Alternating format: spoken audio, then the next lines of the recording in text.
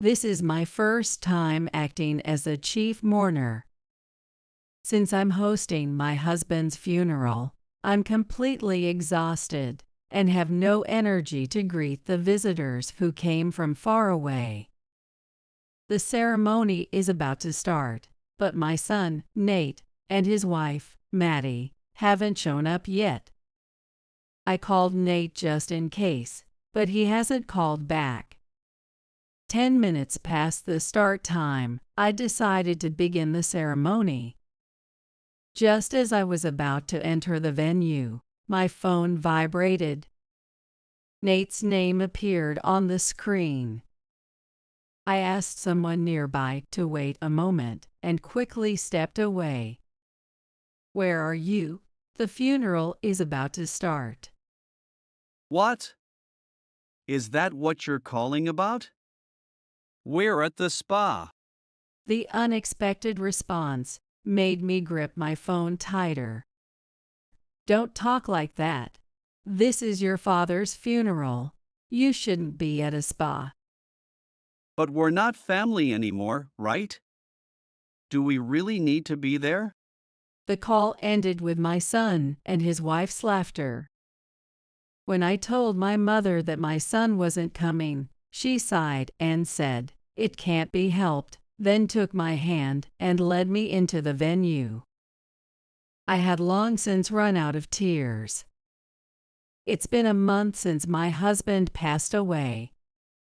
Since he managed most of the business, keeping the company running has been extremely difficult. To check the progress at a construction site, I grabbed a bag stuffed with documents and a helmet and headed out. On the way, I glanced at the corner of the parking lot and saw my son and his wife looking completely different. Both of them were gaunt, barely able to stand. We've run out of savings and can't see a way to pay off our debts. Please share Dad's inheritance with us. Come on, Mom, we're family, right? Nate's breathing was heavy, and his eyes were bloodshot. I repeated his words back to him. "Aren't we not family anymore?"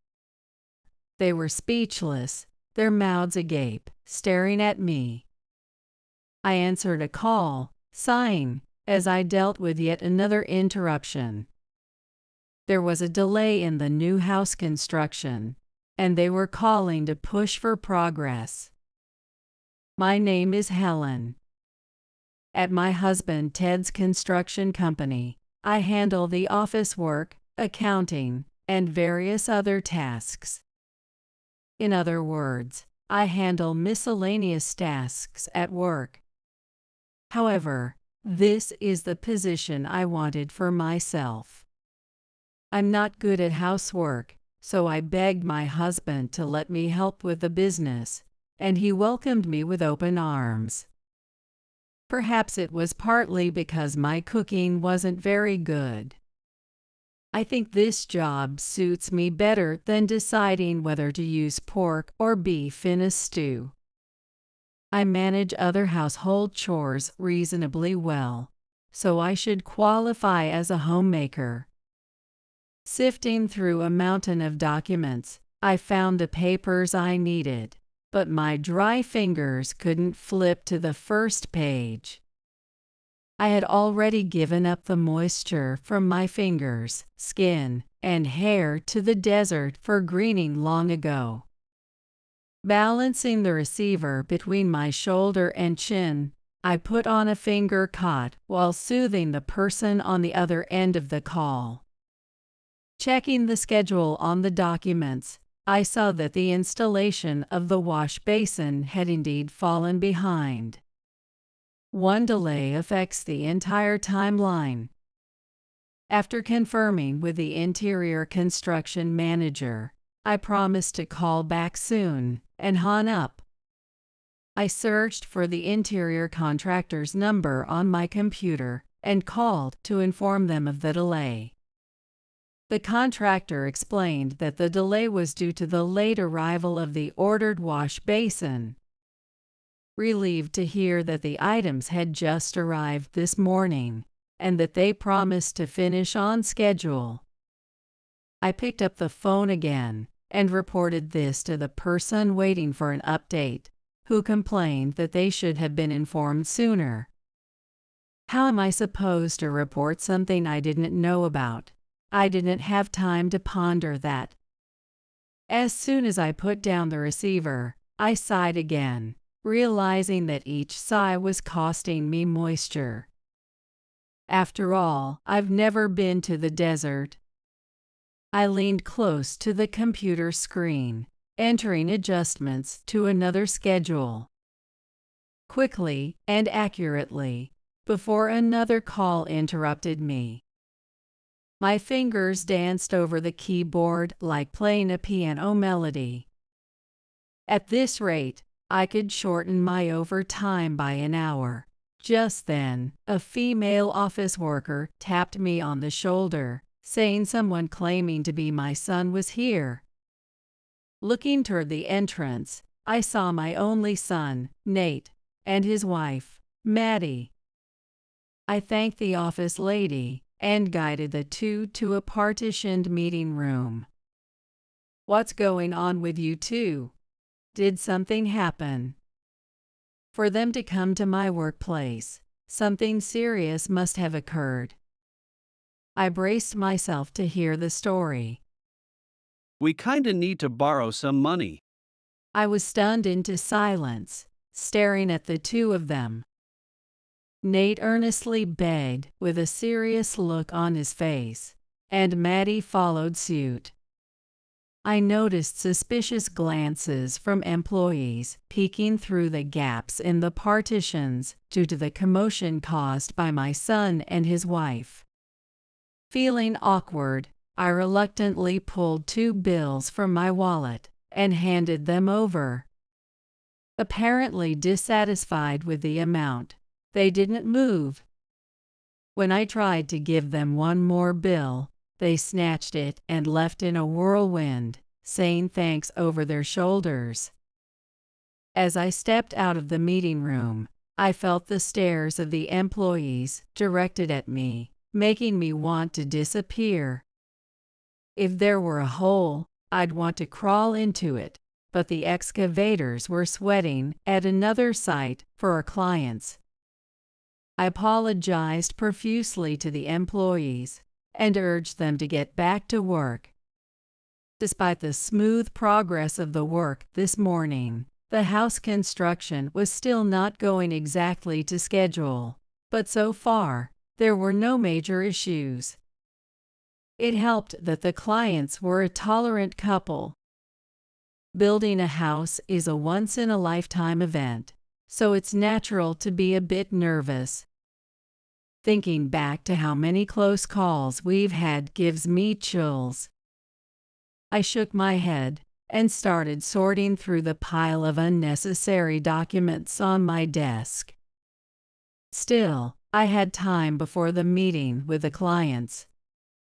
I informed the office staff that I was going out, grabbed my wallet, and headed to the corner store. I was curious about the store brand snacks that were trending on social media and really wanted to try them. As I approached the corner store, I saw my son and his wife, dressed in garish clothes, flirting in the parking lot. I tried to pretend I hadn't seen them and turned back, but it was too late. Nate spotted me and waved for me to come over with Maddie. He started off by saying they'd run out of the money I'd given them last time and asked to borrow more. I had tried to teach him not to talk with his mouth full since he was a child, but he didn't seem to have broken that habit.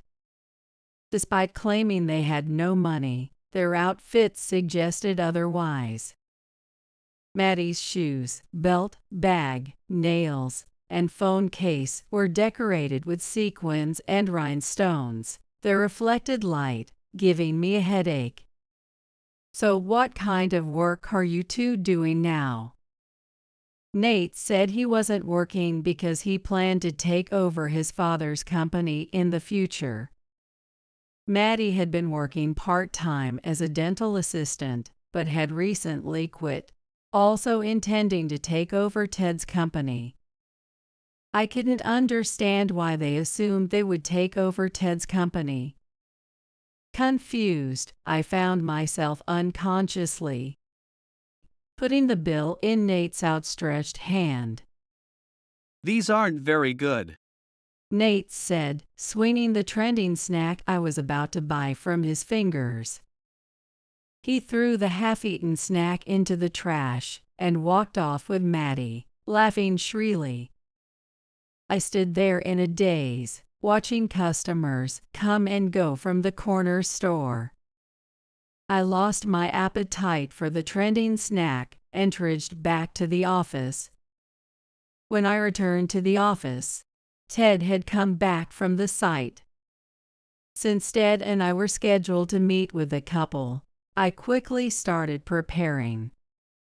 Ted was enjoying a cup of tea in the sunlit seat in the back of the office during the brief break.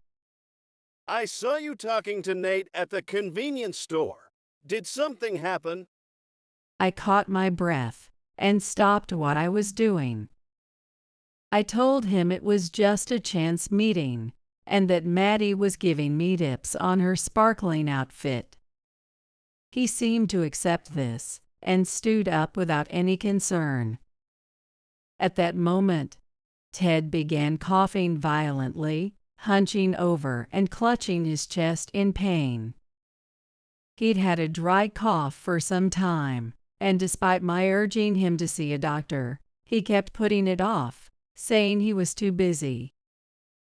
I urged him strongly to go to the hospital again, but he brushed it off, saying the cough medicine would soon work. He had always been like this, caring more about others than himself, and ending up at a disadvantage. He would eat spicy ethnic food to match my preferences, and end up with an upset stomach. Even though he couldn't swim, he'd find a quiet, beautiful beach for me to enjoy, and then spend the time idly on the shore. It was true that we were overwhelmed with orders, and that the work would come to a standstill if even one person took a break.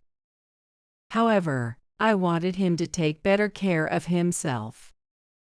I also hid Nate's constant money requests from Ted to avoid causing him more stress. Before I could persuade Ted again, the couple arrived, and I put on a surface smile to start the meeting despite my worries. The house construction was nearing its final stages, with the handover date close. Looking at the almost finished house from the outside, I felt a deep sense of accomplishment. Returning to the office, I did a final schedule check and reviewed all the documents thoroughly. Thinking of the couple's joyful expressions, I resumed work at the computer.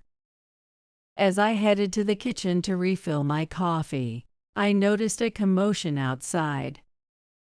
At the entrance, the female administrative assistant was arguing with my son and his wife. When I asked what was happening, she explained that she had confronted them about their frequent requests for money, which she found bothersome. She had stopped them from entering the office upon returning from shopping. I had told them many times that I had no money to give, but they kept persisting, disrupting my work, until I eventually gave in. They had learned that pestering me would eventually get them money. As the female employee tried to keep them from forcibly entering the office, Nate pushed her aside. I reached my limit and declared that I would no longer give them any money. You two are a separate family now, independent of your parents. Don't come to the office again. Instead of reflecting, they became angry, saying they wouldn't take over the company or care for us in our old age. They then kicked over a potted plant outside and left. I helped a female employee up, apologized, and told her to rest in the office. I set the fallen pot upright and carefully picked up the scattered wood chips, placing them back in the pot. I wondered if I had somehow failed in raising them. With my hands on the cold ground, I stayed in that position for a while, sighing. A few hours later, I heard that Ted had collapsed at the office. I rushed from the site to the hospital, where he lay in bed with a ventilator. He is currently unconscious, and there's a possibility he may not regain consciousness. The diagnosis is terminal lung cancer. Even with medication, it's uncertain how effective it will be, but it's best to prepare for the fact that his remaining time may be short. The doctor's explanation in the consultation room was flawless, leaving me at a loss for questions. I have to decide on the future treatment plan. Seeing my confusion, the doctor showed as much consideration as possible, saying there was no need to decide immediately. Ted's room is a shared room with 4 patients, all of whom seem to be in serious condition. It's located closest to the staff station so that they can respond quickly if anything happens. The heart monitor by his bedside beeps steadily, now the only proof that he is alive. The light streaming through the window warmed my back, but did nothing to fill my heart. I could hear the children playing in the courtyard. Looking down, I saw kids in wheelchairs, with bandages over their eyes, or in pajamas, appearing healthy on the outside. I wondered what form my family had taken in the past. Sitting on a stool, I held Ted's hand and gazed at his sleeping face with an empty mind. As thoughts of unfinished work, the future of the company, and the lives of our employees all swirled simultaneously, my mind spun so fast that I could think of nothing at all. At that moment, I felt a faint squeeze on my hand. Looking up, I saw Ted's eyes open slightly, staring at me. He was moving his mouth, trying to say something. I leaned in to catch his faint words. How much longer do I have? I gasped and pulled away. From his tone, I realized he might have known for some time that his remaining life was short. Though I tried not to cry, I couldn't stop the tears from flowing as I squeezed his hand tightly. With that reaction, he understood everything. Even now, he smiled and mustered what little strength he had left to encourage me. Please, take care of Nate. At first, I didn't understand what he meant. Why was he bringing up Nate now? Before I could act, the monitor by the bedside started beeping urgently, and the doctor rushed in. All I could do was to make sure not to interfere with the doctors. In the quiet of the night, the doctor quietly pronounced Ted's death. I couldn't accept that Ted's death was decided by just one person. Although his condition stabilized once after that, it worsened again at night, and the doctor's valiant efforts were in vain. Despite the late hour, all the employees gathered at the hospital. I clung to the bed, praying that Ted would wake up in exchange for my future luck. But my prayers went unanswered, and a night without stars or the moon enveloped me in deep darkness. The funeral was held near our home, a small ceremony with only our parents, siblings, and company employees. In the simple hall lined with folding chairs, the flower-filled altar was the only thing that brought color. Ted's portrait looked youthful and vibrant, almost ready to jump out of the frame. We chose it from a casual photo taken in the office when he started the company. It was my first time acting as chief mourner, and with the support of my parents and the company's employees, I managed to get through it somehow. The ceremony was about to begin, but my son and his wife still hadn't shown up. I sent a card to Nate's apartment and called his phone just in case, but he hadn't returned my call. 10 minutes past the start time, I decided to begin the ceremony to avoid further inconveniencing the waiting mourners. Just as I was about to enter the venue, my phone vibrated. Nate's name appeared on the screen. I asked someone nearby to wait a moment and quickly stepped away. "Where are you? The funeral is about to start." What? Is that what you're calling about? We're at the spa. The unexpected response made me grip my phone tighter. "This is your father's funeral. You shouldn't be at a spa." But we're not family anymore, right? Do we really need to be there? The call ended with my son and his wife's laughter. Sensing something was wrong, my mother came over and asked what had happened. I told her my son wasn't coming, and she sighed, saying, "It can't be helped," then took my hand and led me into the venue. I had long since run out of tears. "What happened with the application for that document? Please arrange the scaffolding work. Sorry, but I need 10 copies of this quickly. Can you answer the phone? Looks like I'll have to take it myself." 1 month has passed since Dad's funeral. There's no time to grieve. Work kept coming, and troubles were unending. I had to temporarily reduce orders, but to maintain the employee salaries, we had to maximize productivity with the minimal staff. In the beginning, including myself, the employees had to do unfamiliar work, turning the site into a battlefield of chaos. Though it was tough, a sense of solidarity naturally emerged, and I was grateful that no one complained. This hectic situation was likely to continue for a while, but I planned to give special bonuses to the employees once things settled down. To check the progress at a construction site, I grabbed a bag stuffed with documents and a helmet and headed out. Shielding my eyes from the direct sunlight with my hand, I hurried to the parking lot.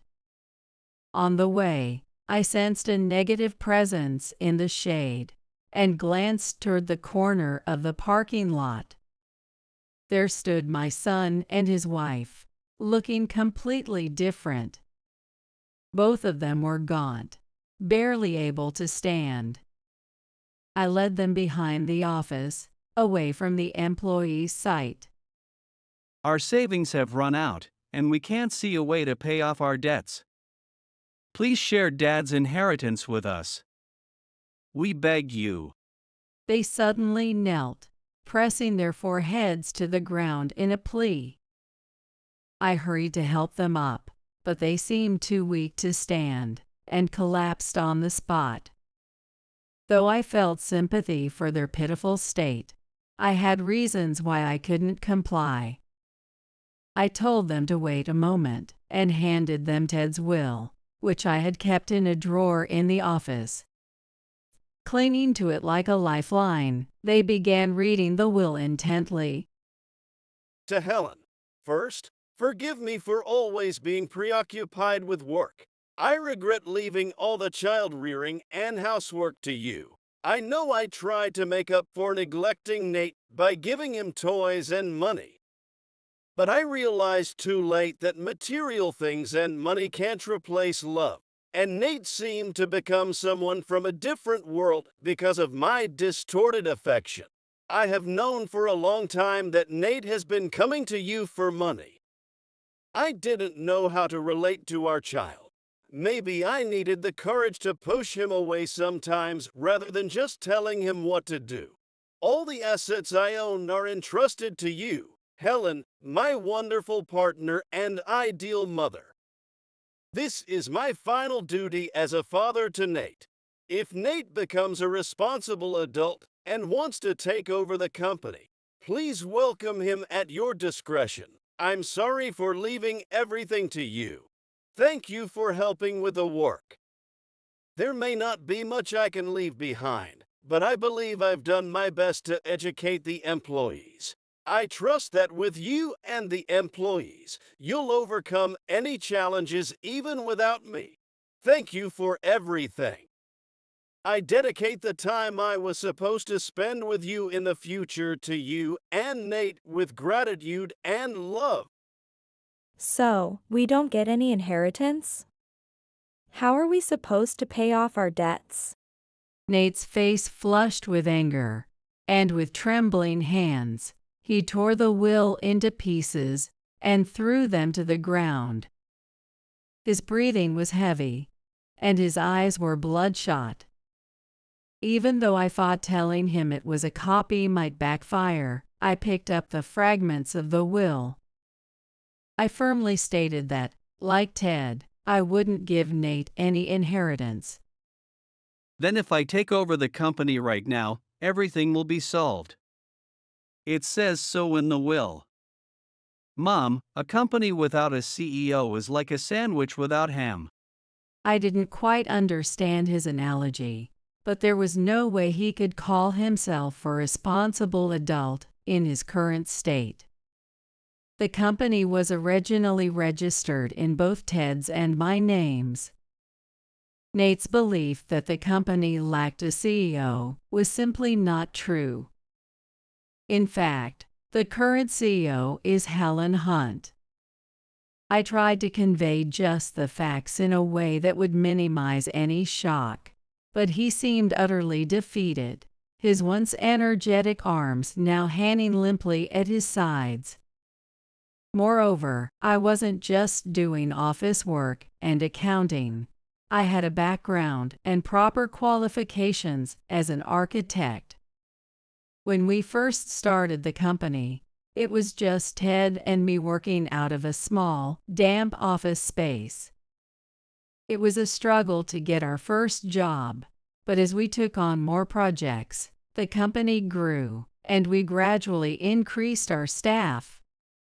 We moved to our current office around the same time I returned to work, so it's a relatively recent development.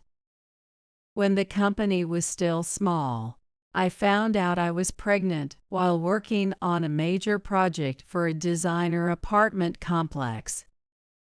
I had planned to keep working, but ended up taking a break to focus on raising our child.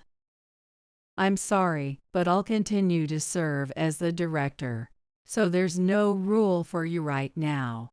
If you are a licensed architect, I might be able to hire you as an employee. I can't be bothered with that. Come on, Mom, we're family, right? Are you just going to abandon us? But we're not family anymore, right? They stared at me, mouths agape, unable to respond, and then wandered off aimlessly. It might have been harsh, but I respected Ted's wishes. For their sake and, above all, for mine. A few years later, I happened to see Nate and Maddie giving out samples of some product in town. Their clothes were in tatters, and their faces were ashen. Anyone could see they were suffering from malnutrition. Maddie sat on the curb, clutching samples and staring vacantly. Nate was distributing samples diligently, occasionally looking back to encourage Maddie. This must be a good lesson for them. Although I hadn't heard from them, I felt somewhat relieved to see they had found some work. As for me, I was balancing my role as the company's CEO and a college student. Since I had left all the management to Ted, I was now studying business administration from scratch at the university. I was using Ted's inheritance to cover the costs. Who would have thought I'd be attending lectures with young people? Although I didn't expect to make friends, I did make one female friend in the same department. She reminded me a bit of Maddie, with sequins and rhinestones adorning her shoes, belt, bag, and phone case, giving off a bright aura. However, she kept her nails simple because they got in the way of studying. She was a standout in the class, and I occasionally asked her for help when I didn't understand something. In the university cafeteria, she was complaining about the upcoming internship, saying it felt like a drag. I gave her some advice from my perspective as the company president. She asked if she could try the new dessert drink I was having, so I offered it to her. She was drinking another new item and offered to share it with me, but I declined. Even though we were using straws, sometimes I'm surprised by the sensibilities of the younger generation, being in my 50s. She joked that if she failed to find a job, she would come to work for me, but I wasn't worried about her prospects since she was so talented. After parting ways in the cafeteria, I headed to the construction site for an inspection. On the way, I realized this street was where the couple who commissioned the new house lived. Admiring the beautiful house in front of their home, I was feeling proud when the couple came out of the entrance. Our eyes met, and I hurried to leave, but they remembered me and greeted me cheerfully. I made an excuse, saying I was on my way to the site. A little boy came out of the house, and I genuinely congratulated them on his birth. He was still toddling and clinging to his mother, looking absolutely adorable. I felt a pang of nostalgia, remembering when Nate was that age. After a brief chat with the couple, I waved goodbye to the child. The child awkwardly waved back. Building a house involves a team effort from many people. Without materials, plumbing, painting, glass, and more, a house couldn't be built. With the employees Ted trained, I plan to grow the company even more so we can continue supporting others.